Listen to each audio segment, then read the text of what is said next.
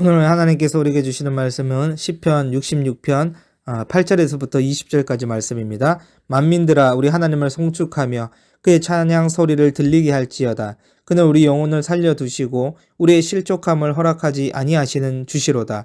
하나님이여 주께서 우리를 시험하시되 우리를 단련하시기를 은을 단련함 같이 하셨으며 우리를 끌어 그물에 걸리게 하시며 어려운 짐을 우리 허리에 메어 두셨으며 사람들이 우리 머리를 타고 가게 하셨나이다. 우리가 불과 물을 통과하였더니 주께서 우리를 끌어내사 풍부한 곳에 들이셨나이다. 내가 번제물을 가지고 주의 집에 들어가서 나의 서원을 주께 갚으리니 이는 내 입술이 낸 것이요 내 환난 때에 내 입이 말한 것이니이다. 내가 순양의 향기와 함께 살찐 것으로 주께 번제를 드리며 수소와 염소를 드리니이다.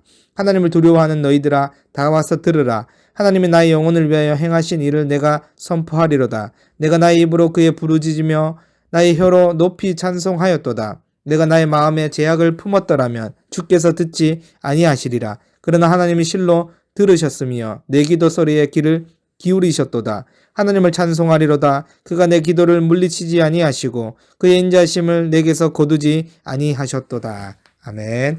여러분 시편 66편의 표제어는 인도자를 따라 부르는 노래라고 적혀져 있습니다. 그렇다면 시편 기자는 그의 삶에 인도자를 따라 찬양의 삶을 살았음을 똑똑히 보게 됩니다. 시편 기자의 인도자는 누구였을까요? 그는 우리 모두가 아는 것처럼 찬양을 받으시기에 합당하신 하나님이십니다. 마찬가지로 여기 우리가 함께 예배드리며 찬송하는 우리 모두의 인도자 되시고 찬양받으시기에 합당하는 분이 바로 우리 하나님이십니다. 그러기에 오늘 본문은 우리의 참된 인도자 되시는 주님께서 우리의 삶에 어떤 노래와 찬양을 주문하고 계실까요? 여러분 8절 말씀에 보면 만민들아 우리 하나님을 송축하며 그의 찬양 소리를 들리게 할지어다 라고 말씀합니다. 따라서 여러분 모든 민족은요 마땅히 하나님을 송축하며 하나님의 은혜를 찬양해야 하는 것입니다. 그런데 왜 하나님을 찬양해야 할까요? 9절 말씀처럼 그는 우리의 영혼을 살려주시고 우리의 실족함을 허락하지 아니하시는 주님이시기 때문입니다. 여러분 신자들은 하나님께서 우리의 삶에 실족함을 허락하지 않는다는 이 사실을 항상 믿음으로 붙들어야 합니다. 왜냐하면 신자의 삶에는 고난이 있기 때문입니다. 우리들의 삶의 고난은요, 달가운 것은 아니지만 넓게 본다면 고난은요, 사실 축복이라고 할 수 있습니다. 10절 말씀에 보시면 하나님께서 고난을 통해 신자들을 단련하시기를 은을 단련함 같이 하신다라고 말씀하고 있어요. 그렇습니다. 하나님은 때로 사랑하는 주의 백성들에게 고난을 허락하십니다. 사람마다 느끼는 고난의 무게가 다르겠지만 본문에 나타난 고난의 강도를 한번 보시기 바랍니다. 결코 쉬운 고난은 아니지요. 그물에 걸리게 하시고 어려운 짐을 허리에 메어 두셨고 사람들을 머리에 태우고 가는 역경과 고난이라는 것입니다. 마치 불과 물을 통과하는 역경과 고난일 것입니다. 그러나 중요한 사실은 고난 가운데 있는 신자들을 주님께서 어떻게 하신대요? 주님께서 신자들을 끌어내사 풍부한 곳에 이르게 하신다라고 말씀합니다. 그렇습니다, 여러분. 고난의 그물에 걸리면 그 순간은요, 내가 이 고난의 그물을 빠져나갈 수 있을까라는 생각이 들고 어려움과 힘듦이 있을 수 있습니다. 그러나 고난의 그물을 빠져나와서 하나님의 마련하신 풍부한 곳에 이르면 어떻습니까? 그 풍부한 곳에 이른 신자는요, 자신이 겪었던 고난을 더 이상 고난이라고 표현하지 않고 축복이라고 고백하게 되는 것입니다. 여러분, 금과 은은 뜨거운 불 속에 몇 번이라도 들어갔다 나와야 그때 비로소 순도 높은 진짜 금과 은이 되는 것입니다. 그냥 만들어지는 은은 없습니다. 주님께서 우리를 단련하시는데 어떻게 하신대요? 은을 단련함 같이 하신다라고 말씀하십니다. 결국 우리는 이 고난을 통해 주님께서 빚어가시는 순도 높은 믿음으로 성숙되어져 가는 것입니다. 이뿐만이 아닙니다. 앞서 말씀드린 것처럼 하나님은 신자들을 가장 부유하고 풍성한 생명의 나라로 인도하십니다. 그러니 역경과 고난을 마주할 때 신자들은 두려워하지 말고 믿음의 눈으로 주님을 바라보는 것입니다. 주님께서 약속하신 말씀을 붙잡는 것입니다. 풍성하신 하나님께서 신자들을 가장 풍성한 곳으로 반드시 인도하실 것입니다. 계속해서 13절부터는 고난을 통과한 시편 기자가 하나님께 감사의 제사를 드리는데요. 시인은 무엇에 감사하고 있습니까?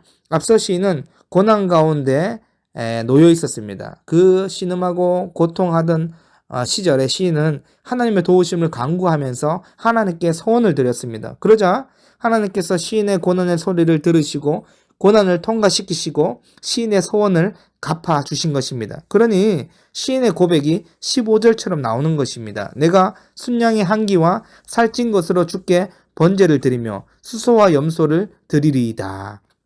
여러분, 지금 시인은요, 하나님께 감사한 마음을 가지며 기쁜 마음으로 가장 좋은 것을 드리고 있습니다. 이처럼 여러분, 하나님께 진심으로 감사한 자는 감사의 표현을 하기 마련입니다. 어떤 이들은 고난을 통과하게 하시면 하나님께 영광을 돌리겠다라고 말하기도 하고, 어떤 이들은 하나님이 자신의 소원을 들어주시면 감사의 표현을 하겠다라고 말하기도 합니다. 그런데 막상 그 고난을 통과하게 되고 소원한 것이 응답받게 되면 마치 없었던 일처럼 행동하는 자들도 있습니다. 여러분, 위와 같은 자들은 하나님께 진심으로 감사하는 자들이 아닙니다. 말과 행동이 다른 자들입니다. 여러분, 하나님의 은혜를 알고 진심으로 감사하는 자들은 인색함이나 억지로 하나님께 드리지 않습니다.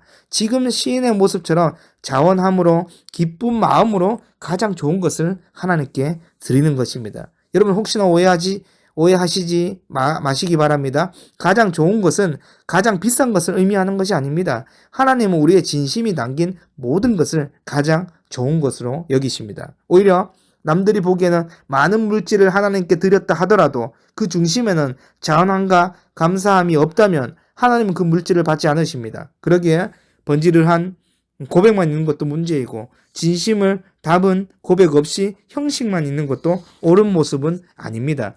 여러분, 시인은 이제 자신을 구원하신 하나님의 크신 은혜를 많은 사람들에게 선포하고 있는데요. 16절 말씀입니다. 하나님을 두려워하는 너희들아 다 와서 들으라. 하나님의 나의 영혼을 위하여 행하신 일을 내가 선포하리로다. 아멘. 여러분, 시인은요, 하나님을 두려워하는 모든 이들을 자신의 경험한 은혜 속으로 초청하고 있습니다. 다 와서 들으라는 거예요. 여러분, 믿음은요, 들음에서 나기 때문에 말씀 그 자체이신 주님을 만났던 사마리아 여인은요, 사마리아 주민들에게 예수님을 와서 보라라고 초청하였습니다. 마찬가지로 주님을 만났던 빌립은요, 의심하는 나다나엘을 와서 보라고 초청하였습니다. 우리도 마찬가지예요. 우리도 구원자이신 주님을 만났다면 우리가 마주하는 사람들에게 전해야 합니다. 다 와서 들으라, 와서 보라면서 하나님의 말씀의 자리로 초청해야 되는 것입니다. 뿐만 아니라 하나님이 나의 영혼을 위하여 행하신 일들을 선포하는 것입니다. 은혜를 경험하게 하신 하나님을 계속해서 찬양하는 것입니다. 여러분, 이것이 신자의 삶입니다. 흑암에서 생명으로 인도하여 주신 구원의 하나님을 찬양할 뿐만 아니라 다른 이들도 이 구원의 하나님을 만날 수 있도록 끊임없이 교회에 와서 주님의 말씀을 들을 수 있도록 초청하고 전도하는 것입니다. 마지막으로 시인은 자신의 기도 소리에 응답하시는 하나님을 찬양하고 있습니다. 19절 말씀에 보면 하나님께서 시인의 기도를 실로 들으셨고 자신의 기도 소리에 귀를 기울이셨도다 라고 고백하는 것입니다.